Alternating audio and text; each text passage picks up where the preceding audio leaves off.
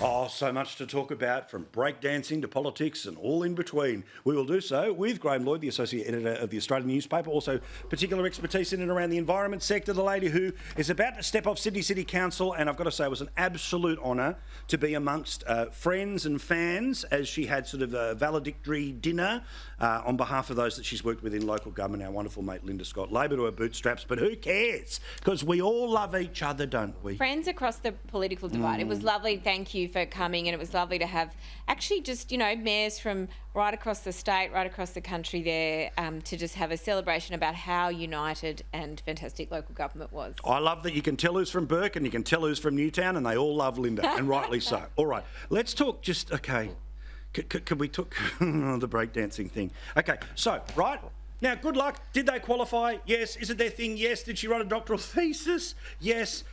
Was it weird? Absolutely. Is it sexist to talk about it? No. Why does the Prime Minister have an opinion on the issue? The Olympics is about people participating in sport. That's a good thing. And Raygun had a crack. Good on her.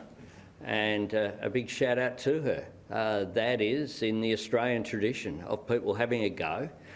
She's had a go representing our country, and that's a good thing.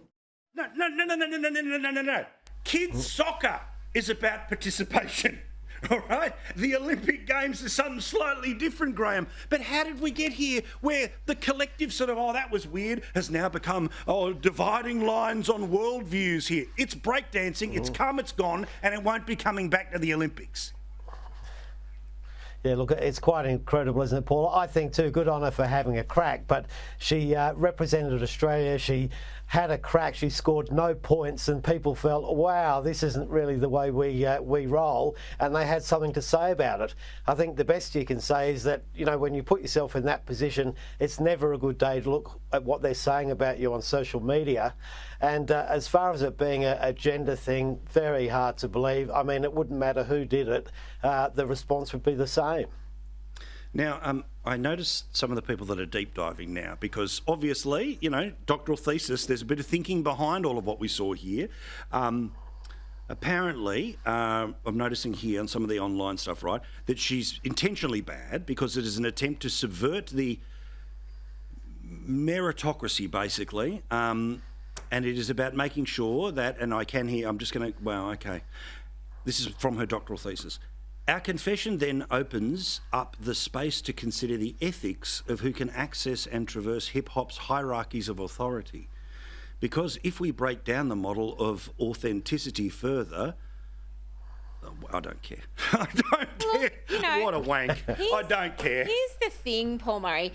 When was the last time you read a Western Sydney doctoral thesis on air? That's your nothing else, this incredible woman should be celebrated. I read plenty when I went to that university. Academic life, you know, to the public debate. Of course, I love her. This is not academia. I think she's amazing, and she dances to the rhythm of her own kind of drum.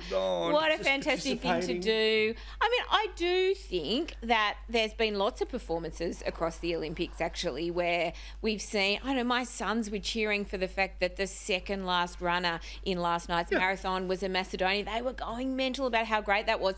So there's been lots of cheering for the underdog, as well as lots of cheering, of course, for the incredible performances. But as my passionate lefty, is it sexist for us just to say she was terrible? Well, I do think some of the commentary has been a bit sexist, because you wouldn't get that for a man who got no points. You just wouldn't. If a bloke danced like that, if any bloke, any person danced like that, I'd be ripping and tearing just exactly the same way. I had to even went through the whole thing about how I loved our artistic swimming. But you haven't, have you? You haven't. Like, there's no kind of because there's no example of it.